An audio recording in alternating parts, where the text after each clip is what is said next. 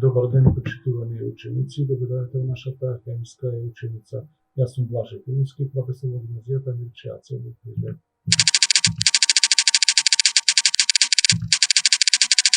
Денеска ќе се запознаеме со оведната лекција во органска хемија, тоа е предмет, развој, цели, задачи и значење на органската хемија. Но најпрво сакам да ви го честитам почетокот на новата учебна година на вас и на вашите родители. Да се подсетиме што кажеме во прва година. Хемијата е природна наука која се дели на повеќе дисциплини, и тоа на органска, неорганска, физичка, аналитичка, биохемија и така натаму. Ние годинава ќе се држиме на органската хемија.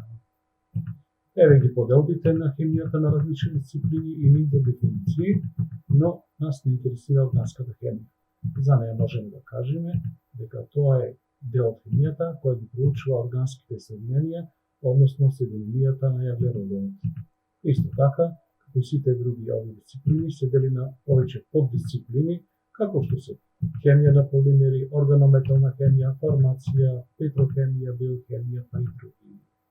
Но во минатото не било така. Хемијата се делела на органска хемија и неорганска хемија. Органска хемија ги проучува органските соединенија, односно оние кои се присутни во живите организми, а неорганската хемија оние соединенија кои се присутни во живата природа. Овие две врсти на соединенија се делеле и се разликувале според своите физички и хемиски својства.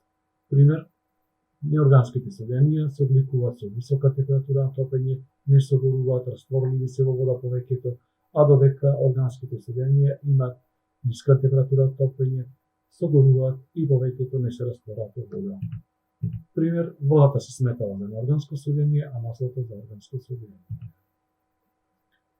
Уште еден пример имаме на сликата. Белката од јајцето е јасна и провидна течност, но по загревање таа станува бела и цврста. При ладење таа не се враќа во нејзината prvобитна состојба. Но ако се загрее оловото и се стопи, по ладење се враќа во неговата оригинална состојба.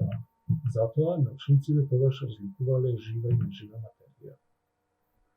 Органската хемија по дефиниција е дел од хемијата што ги изучува структурата, својствата и синтезата на органските соединенија. Името органски соединенија за прв пат е воведено во почетокот од 19 век од страна на шведскиот хемичар Јенс Јакоб Берцелиус. На почетокот таа ги проучувала супстанците од кои се изградени живите организми, како протеини, масти и шекери, или пак тие што настанале со разложување на живата материја, како например нафтата. Но тогаш можеме да кажеме дека превладува виталистичката теорија, која вика органските соединенија може да настанат само во живите организми под дејство на животната сила vis vitalis. Во 1928 година германскиот научник Фридрих Велер на едноставен начин покажал дека од амониум цијанат се добива карбонит и уре. Односно, од неорганско соединение со мала трансформација се добива органско соединение. На тој начин се укинува виталистичката теорија и на нејзиното место доаѓа Велеровата теорија, која вели дека органските соединенија може да се синтетизираат и надвор од живите организми и може да се добијат од неоргански супстанции. Да видиме дали е ова потеклото на животот. Многу интересен експеримент на Стенли Милер, што кажува како органски соединенија може да се добијат од неоргански. Овој експеримент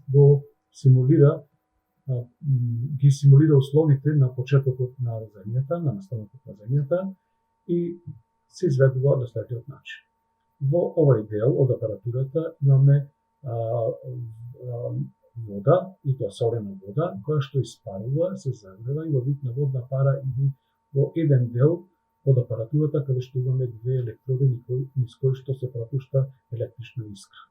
Тука се доведуваат и гасови како метан, амонијак и водород, односно таа се вика примордијална атмосфера и со искрата настануваат, се предизвикуваат, поточно кажано, хемиски реакции. После тоа, добијаните продукти идат во кондензерот, каде што се кондензираат, со помош на ладната вода идат во солидни. Уште подобар е експериментот на Милер и Урей, со кој се покажал дека е можно формирање на поголеми молекули во услови слични на оние кои постоеле во времето на формирање на земјата. Значи, како почетни субстанции ги имаме следните: метан, амонијак, вода, суфуров водород и азот се стават заедно со водата, се загреват и во вид на водна пара, одат во комората каде што се врши симулација на крвотевици.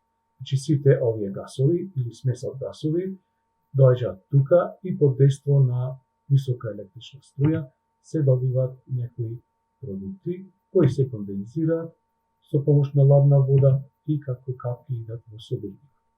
Во собирникот се собира течноста која со анализа докажала дека содржи аминокиселини, млечна киселина, оцетна киселина и уреа.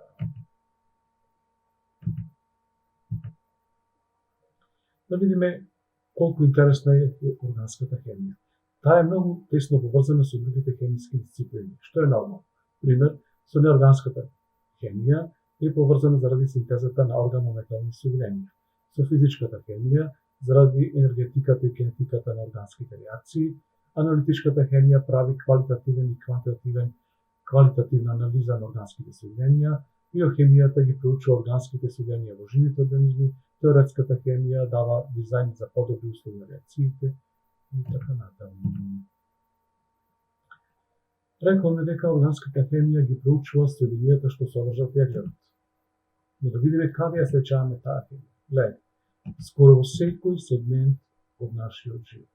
Храната, лековите, супстанци на зависно, значи лекови, козметика, хормони, нутритиенти, генетика, индустријски производи и на многу други места. И се едно прашање. Дали сите соединенија што содржат јаглерод се органски? Не, затоа што има исклучоци. Овие соединенија што ги гледате, а тоа се оксидите на јаглеродот, јаглерод диоксид и јаглерод моноксид, јаглеродната киселина, низините соли карбонати и цијановодородната киселина и низините соли цијаниди проучува органската хемија. Ќе ве замолам да погледнете оваа страница, да видите како се докажуваат јаглеродот и водородот во некои органски соединенија. Ако направиме хемиска анализа, ќе видиме дека органските соединенија се изградени 99% од 4 основни структури, а тоа се јаглерод, водород, кислород и азот. Тие се викаат примарни супстанции, односно примарни елементи, а додека секундарни се сулфурот, фосфорот, хлорот, флуорот, иод, магнезиум, молибден и железо.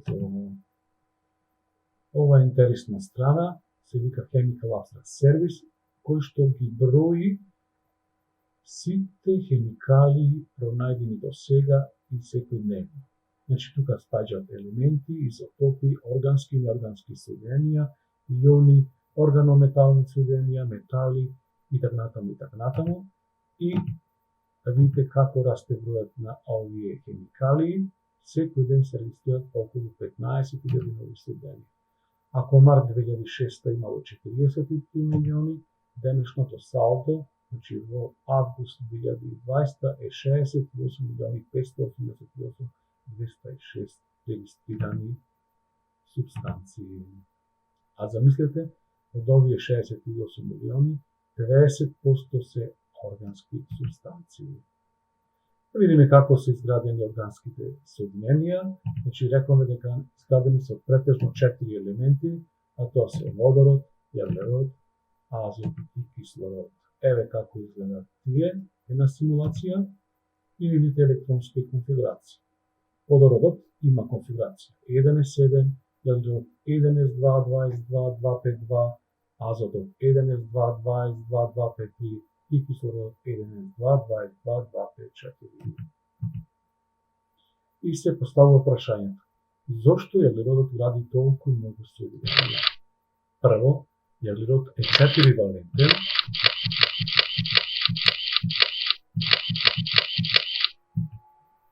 4-валентен, ја гледаме неговата структура и електронска конфигурација и викаме дека со 4 валентни единици се поврзува со другите елементи. Значи, со 4 единични врски, со двојни врски, со тројни врски може да се сврзува со другите елементи. Не само меѓу јаглеродните, туку и меѓу другите атоми. Знаеме дека водородот е едновалентен, кислородот е двовалентен, а азотот е тровалентен, меѓутоа и тој може да гради единични, двојни и тројни врски. Втора причина за големиот број на органски соединенија е што елерод може да образува низи од елеродни атоми, кои може да бидат мали, големи, разгранети, неразгранети, заситени и незаситени. Гледајте како изгледа тоа, че може да види различни, да гради различни соединенија. Трето, може да образува затворени низи или прстени од се атоми, или пак хетероатомски прстени, и тоа се различни типови на врски. Ево овде се само представени прстени каде што се јаглеродните атоми. И четврто, може да образува изомери, тоа се соединенија со иста молекулска формула, а различна структура. Пример, имаме едно соединение, наречено пентан, со молекулска формула C5H12. Меѓутоа, ако ги погледнеме неговите структурни формули, ќе забележиме дека тој гради 3 изомери. Значи има иста формула C5H12, а различна структура, тоа значи имаат различни физички и хемиски својства. А замислете пак, со 15 се атоми, алканот C15H32 има преку 4500 структурни изомери.